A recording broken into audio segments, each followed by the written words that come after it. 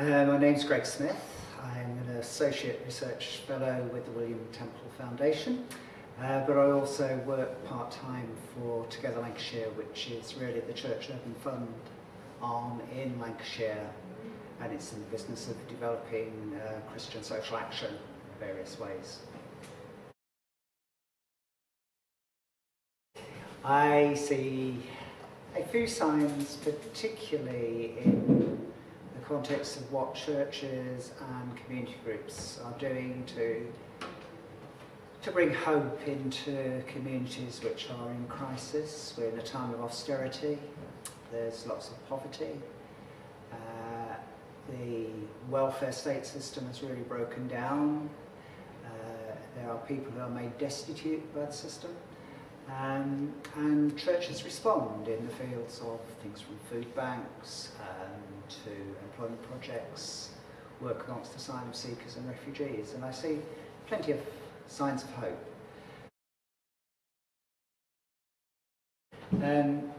Indeed, fears. I have fears about what's happening with the context of growing inequality, with the context of growing, I suppose, nationalism and exclusion. The Brexit vote for me is not a good sign, and what's going to happen after that, I don't know. I have fears for the church as well.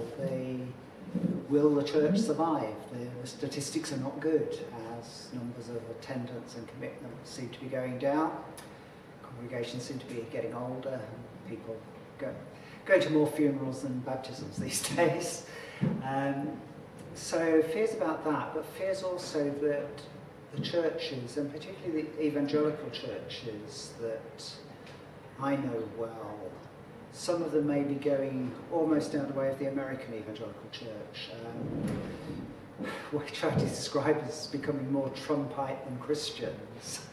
That worries me because it brings with it a sense of exclusion, a sense of racism, I think we have to say, a sense that the good news is only about what happens in individual hearts and souls, a consumer religion which has great music, but maybe none of the costly discipleship that is at the heart of the Christian message. It all depends, I think, on what you mean by religion. There are many aspects of religion, and indeed I've written a Temple tract about that. Is religion just an identity label? Is it just a sense of tradition and belonging to a culture? Is it just the institutional church? I think there are dangers in that, and I think the reality is society and culture is changing, and religion like that is not good enough for the times we're in. But religion also, other aspects of it give a sense of belonging and support, social capital. That's a good thing for the common good, particularly where it's inclusive and brings in people beyond the immediate in-group in the church. It brings with it, at its best, certainly for me, the Christian religion speaks of values that are very definitely, if you like, pro-social and leading us, to a better form of society, a vision focused on the world as it should be rather than the world that it is. That's good. And amongst individuals and amongst small groups, it gives a motivation for service, a motivation for engagement with the world, motivation for doing things well and excellently. Those are the positive sides of religion, and if that side can engage with the public sphere, then I think there are good things that can come from it. Archbishop William Temple worked at a time when things were bleak, in the middle of the Depression and then through the Second World War. His thinking was, I think, above all, a theology that was earthed in the reality of the world. And that, I think, is a very positive thing. It's a theology that is incarnated in real life, just as Jesus himself was. it's a view, it's a mode of thinking that engages with other disciplines and the wisdom that they bring. The different forms of knowledge from economics, from philosophy, from sociology, all of those things interact with the theology and give it a more rounded view, a more rounded world view. That I really like about the temple tradition.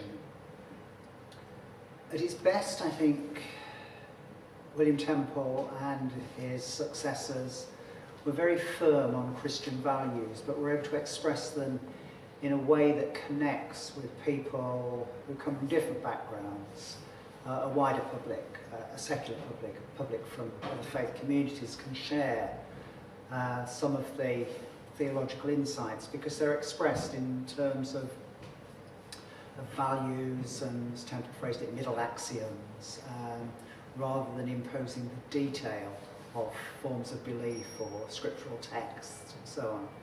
That, I think, is a strength of the Temple tradition and why I associate myself with it. The William Temple Foundation, I think already we are a community of inquiry, if you like, from many different disciplines, and I think that multidisciplinary approach is very important. I think we're realist. We look to find a vision for the future, but we're realistic about the limits of what that can be.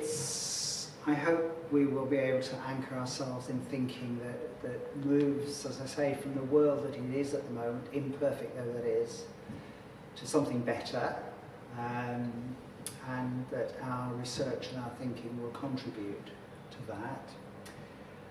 I hope too that there will be some way of the Temple Foundation continuing to be anchored in the north of England, what I jokingly call northern wisdom. Northern wisdom. And I hope too that we'll be able to be more broadly ecumenical as a foundation. Rooted as it is in the Church of England sometimes brings a dead weight. It is important that we go beyond that institution and have a wider constituency. The Church of England is still the established church, but maybe only just still the established church. It may not be in a few years' time. It certainly will not have the gravitas and the clout that it once had. And so I think a broader base with other Christian traditions and with probably those of other faith groups and secular traditions as well will give us strength to go forward into the future.